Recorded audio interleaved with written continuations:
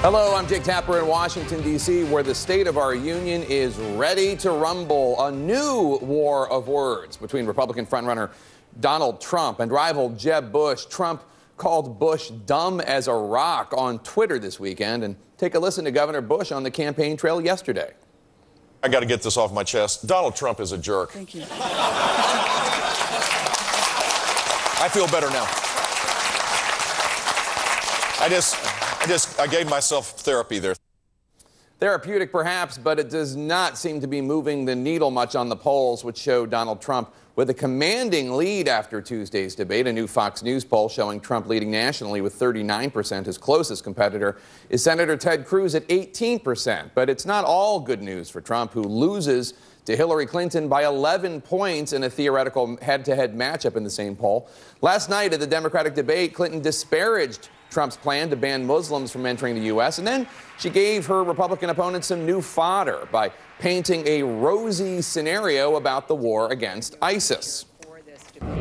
No, we now finally are where we need to be. We have a strategy and a commitment to go after ISIS, which is a danger to us as well as the region.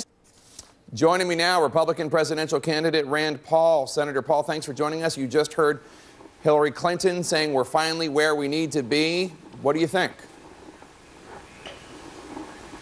Well, you know, I think the difficulty is actually trying to get a coalition on the ground that will fight ISIS, because I've said all along the only way to defeat them for the long term is to have Sunni Muslim boots on the ground, and that's easier said than done. You know, I'd like to see Saudis, Kuwaitis, Jordanians all on the ground fighting ISIS, but most of them still want to fight from the air and not from the ground. Also, it's difficult if the battle is enjoined by the sectarian Shiite army in Baghdad. I just don't think that there'll be a long-lasting victory if it takes a Shiite or an Iranian army either.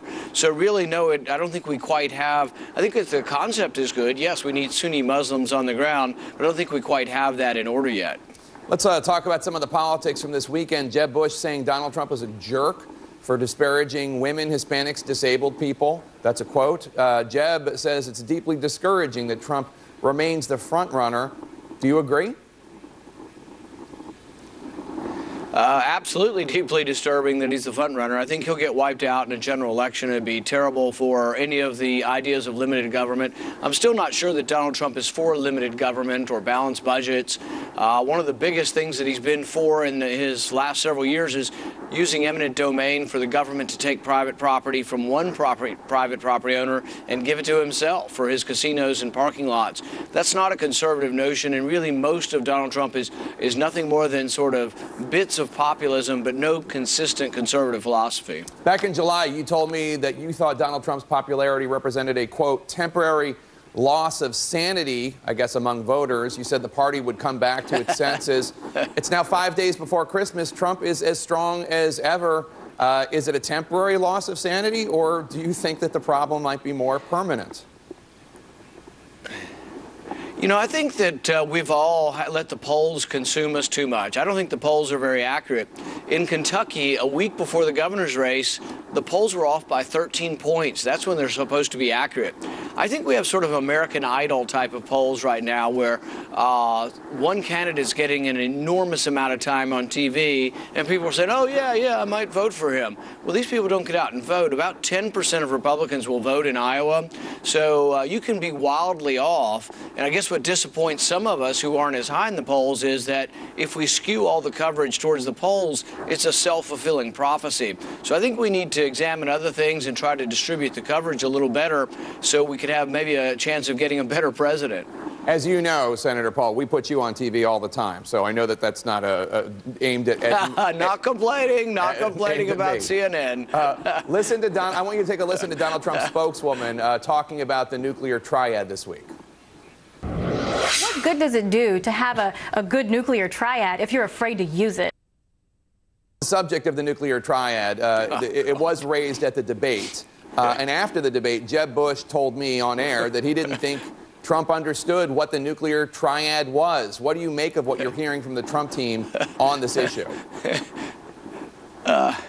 Well, this is the worrisome thing. During the debate, absolutely, Donald Trump had no clue what the nuclear triad is, and he'd been asked the question previously by Hugh Hewitt on the radio and had no idea what it was. And so now that they've discovered what it is, they're ready to use it. No, I think this is what is very worrisome about not only Trump, but Christie and others on the stage who are really eager to have war, really eager to show how strong they are.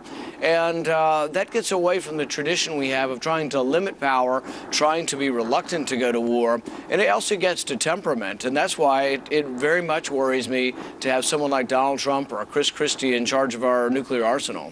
On Monday, you're launching a new web video. This one is focusing on Senator Ted Cruz. Let's take a look. It sounded like you wanted the bill to pass.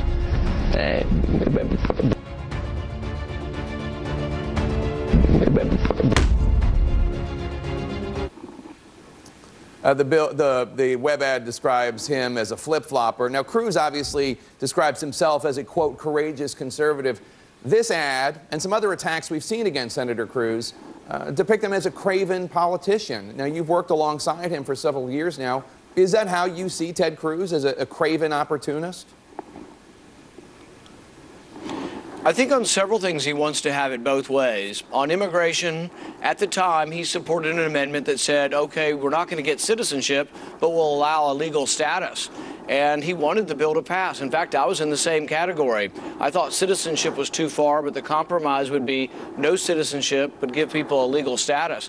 That's what Cruz was for. He's been explicit about it, and now he says never, and that he never did it. And so I think he should just admit that he changed his mind, that he used to be for legalization, but he's not anymore. But he's done the same thing. He wrote an op-ed with Paul Ryan supporting Obama's trade authority, and now he's against that. He also said when he ran for office that he wouldn't support reauthorization of the Patriot Act, and then he voted to reauthorize the Patriot Act. So I think on a number of issues, he wants to have it both ways, depending on which audience he's talking to. Senator Marco Rubio had some tough words about you. Take a listen. He's the only person running that likes politics so much. He's running for 2 offices at the same time. I mean, he wants to be a senator and president. This is a criticism you and I have discussed before, the idea that you're running for president and also at the same time running for re-election for the Senate seat in Kentucky. If you haven't performed in the top 3 positions in Iowa, New Hampshire, or South Carolina or Nevada, do you think at that point you might have to focus your attention on your Senate race?